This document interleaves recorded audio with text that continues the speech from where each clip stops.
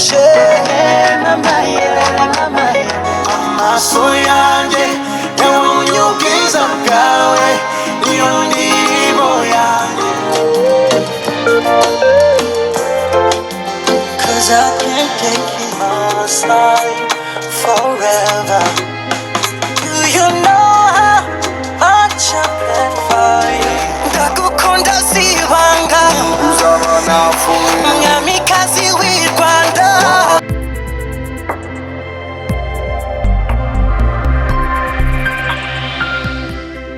Kuva mu mwaka wa 2017 abantu batandukanye bakurikirana imyidagaduro cyane cyane yo mu Rwanda batangiye guhoza ijisho cyane cyane kuri uyu muhanzi uri no mu bambere bakurikirwa cyane kandi ufite igikundiro cyihariye. Kumuhozaho ijisho birushije ibyari bisanzwe bikaba byaratewe n'amagambo yari yavugiye mu itangazamakuru aho nyuma y'imyaka 7 yari atuye muri Amerika yaje mu Rwanda, maze icyo gihe akavuga yuko yamaze kubona umukobwa bishimanye ndetse ngo bakaba baratangiye urugendo rwo kurambagizanya ku buryo nta gihindutse yaza kubera umukunzi maze bahuza byuzuye akaba yamwereka abafana. Ntibyatinze mu minsi mikuru ya Noheli n'ubunani y'uwo mwaka media yatangiye guca amarenga yuko uwo mukobwa yaba ari Mimi Meflo muri Ethiopia, ariko kandi ntabwo yigeze yerura. Muri Kanama umwaka wakurikiye w'ibihumbi 2018 uyu mukobwa yakekwaga kuba mu rukundo na Meddy kwimanganya byaranze, maze arangije asuka hanze amarangamutima yifuriza isabukuru n'umuhanzi ukunzwe bikomeye mu Rwanda. Icyo gihe uno mukobwa yashyize kuri Instagram ifoto ari kumwe na Meddy, arangije yerekeza amagambo y'ikinyarwanda amubwira ati mutima wanjye ndagukunda. Arangije rero yahise ashyiraho utumenyetso tw'umutima. Ibi ngibi bikaba byari ibintu byerekana ko bombi nta gushidikanya bashobora kuba bari mu rukundo. Urukundo rwabo rwakomeje kugenda rugurumana kugeza ubwo Mimi rimwe na rimwe yandikaga amagambo agaragaza ko ari umukobwa ubayeho neza ku isi kubera urukundo ahabwa n'umuhanzi Meddy. Muri Kamena umwaka wa 2019 Mimi yanditse agira ati nta byishimo bibaho mu buzima nko gukunda ugakundwa. Meddy nawe yamusubije amwereka yuko nawe nyuzwe no gukundana nawe, maze urukundo rwabo none rutangira kuvugwa mu itangazamakuru mu buryo bukomeye. Mimi yongeye gushimangira uko akunda Meddy ubwo ku isabukuru muri uwo mwaka n'ubundi yandikaga amagambo menshi agaragaza yuko yamwihebeye. Icyo gihe byari ku itariki 7 Kanama umwaka wa 2019 ubwo Mimi yajyaga ku rukuta rwe rwa Instagram maze akandika ati isabukuru nziza rukundo, uri umunyamutima mwiza, umutima utagira ukusa, umuhoraho mu buryo bunejeje, uri inshuti yanjye magara.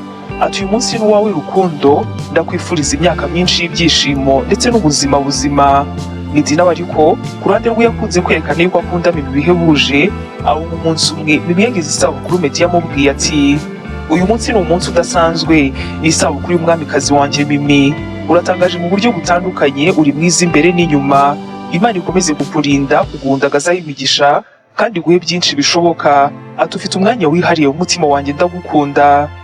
Uyu mukobwa kandi mu mpera z'umwaka wa 2018 akaba yaragize amahirwe yo guhura n'abo mu muryango w'uyu muhungu, aho icyo gihe bari banabanje guca ku ivuko ry'uyu mukobwa muri Ethiopia, aho byari byaketswe yuko Meddy yaravuye gusuhuza abo kwa sebukwe, ariko nyamara akaba yarabihakanye avuga yuko gusa ari uko indege yabanje guca muri Ethiopia kugira ngo ikomereze mu Rwanda.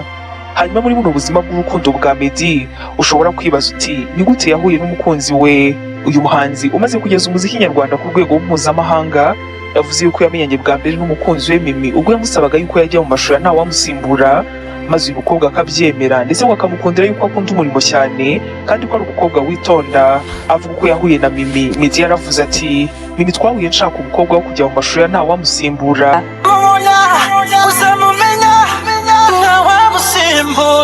Nari mfite umuhungu w'inshuti yanjye muri Dallas ambwira ko ari umukobwa azi ariko atamenya niba yakwemera kujya mu mashuri y'indirimbo. Naramubwiye reka mvugane nawe, ndabizi nibimwumvisha ndareba uburyo ari buze kuza muri aya mashusho. Ati rero twavuganye na Mimi hanyuma duhana gahunda yuko turi buze guhurira ahantu kure cyane iwabo. Ngeze yarambwira ati nari nzi ko ugiye kuzamo umusazi kuko yari azi yuko abahanzi bose babajagaraye. Naramusobanuriye mubwira yuko nta kintu kibi kizakorwamo, ati ariko muri njyewe hari ikintu cyavugaga ngo ndabona uyu mukobwa ari ukwiriye kujya muri iriya video. Mu mashusho y'urukundo rwa Meddy ndetse na Mimi aca kuri YouTube channel y'uyu muhanzi aho yayise M&M Love, Meddy akaba yaravuze yuko ibyabo byamaze nk'amezi ataramusubiza kugeza igihe yaje kuvuga ati noneho tugiye gukora iriya video. Meddy ahangaha akaba akomeza agira ati twabaye inshuti, ubucuti nyuma buza gukura cyane tuza kwisanga twatangiye gukundana, ni hahandi mutakwira utavuganye n'umuntu kubera nyine amarangamutima. Meddy yavuze yuko rero ikintu cya mbere akundira Mimi ari uko akunda umurimo ndetse ngo akaba amwigiraho byinshi cyane. Ati ni umukobwa w'umukozi kandi witonda, nikubwira gutyo umenye yuko yitanga akitangira umuryango we, aruka amasaha makeya cyane, nanjye ubwanjye ntera imbaraga hari ibintu byinshi mwigiraho ntari mfite, ngira ngo niwe muntu mbikuraho ngo umuntu usanzwe. Nyuma y'uko rero Meddy ndetse na Mimi bakundanye maze iby'urukundo rwabo bagasanga bagomba kubigeza ku yindi ntera, nibwo noneho hatangiye imyiteguro yo kuba bazabana nk'umugore n'umugabo. Bimwe mu bihe bikomeye byaranze urukundo rwabo byabashije kumenyekana mu itangazamakuru. Twese turibuka ubwo Meddy yerekana ku mukunzi we mu gitaramo yakoreye i Kigali ku itariki ya mbere y'ukwezi kwa mbere umwaka wa 2019. Mu minsi yose yakurikiyeho nyuma aho ngaho bakomeje kwerekana binyujije ku mbuga nkoranyambaga yuko bari mu rukundo, kandi ko urukundo rwabo ari urukundo rukomeye cyane ku buryo Imana ibafashije bashobora no kuzabana. Koko rero intambwe ya mbere bayiteye mu ijoro ryo kuwa gatanu tariki 19 Ukuboza umwaka wa 2020 ubwo kino cyamamare Meddy yasabaguye umukobwa ukomoka muri Ethiopia yuko yazamubera umugore. Ahangaha rero bikaba byari ibirori by'isabukuru y'amavuko ya Mimi, aho kuri YouTube channel ya Meddy yasangije inkoramutima amashusho aca bugufi, yarangiza agashyira ivi hasi agasaba n'umukobwa yuko yazamubera umugore, undi nawe nakuzuyaza agahita amusubiza yego. Ubutumwa bw'abakunzi ba Meddy bwinshi bukaba bwarekanye yuko bishimiye ino ntambwe, ndetse bahita banatangira kubaza Meddy bati ubukwe bwanyu ni ryari? Tariki 15 z'uko kwezi, kandi intambwe yerekana yuko ubukwe bwa Meddy na Mimi bwari hafi nayo yaratewe. Hanyuma n'umukobwa akorerwa ibirori bya bridal shower. Nyuma ya byose Meddy akaba yaraje gukora ubukwe ku itariki 22 Gicurasi umwaka wa 2021. Ubukwe bwitabiriwe na benshi mu byamamare byo mu Rwanda barimo nka King James, K8 Kavuyo, umuhanzi Shafi, umuhanzi The Ben wanaririmbiye abageni Adrien Misigaro, Miss Patty Grace ndetse n'abandi benshi batandukanye. Bino birori rero bikaba byarabaye nyuma y'icyumweru kimwe Mimi akorera ibirori bya bridal shower, ibirori byo gusezera ku bukumi. Uretse ibyamamare byari byitabiriye bino birori byabo, hakaba hari harimo n'abandi bantu bava mu miryango yabo ku ruhande rw'umukobwa hamwe n'urw'umugabo. Muri ubu bukwe bwa Meddy umuhanzi The Ben akaba yarabaririmbiye indirimbo zitandukanye zirimo Roho Yanjye, maze abageni nabo bakaba barebye ubona yuko bishimye. King James nawe akaba yarimbyemo indirimbo yitwaga Nyobwe, aho na Meddy nawe yaririmbiye umukunzi w'indirimbo Akanyamuneza n'ibyishimo bigakomeza kuba byinshi muri buno bukwe, ubukwe bw'amateka yaba ari kuri uyu muhanzi ndetse n'abakunzi be nyirizina. Nyuma ya buno bukwe bwa Meddy ndetse na Mimi rero uno muhanzi akaba yarasohoye indirimbo yiswe My Vow yahise ikundwa hirya no hino, dore ko iyi ndirimbo iba yerekana bimwe mu bihe by'ingenzi byaranze ubukwe bwa Meddy ndetse n'amagambo y'urukundo uno muhanzi baririmbira umugore we amusezeranya yuko atazamuhemukira kandi ko azamuha ibyishimo ndetse urukundo rwabo. Ahangaha Meddy akaruragiza Imana. Nyuma y'indirimbo My Vow Meddy akaba yarasohoye indirimbo yise Queen of Sheba, aho iyi ndirimbo nayo ari indirimbo igaruka ku masezerano ndetse n'urukundo bye na Mimi ukomoka mu gihugu cya Ethiopia, biyemeje kubana nk'umugore n'umugabo ubuziraherezo.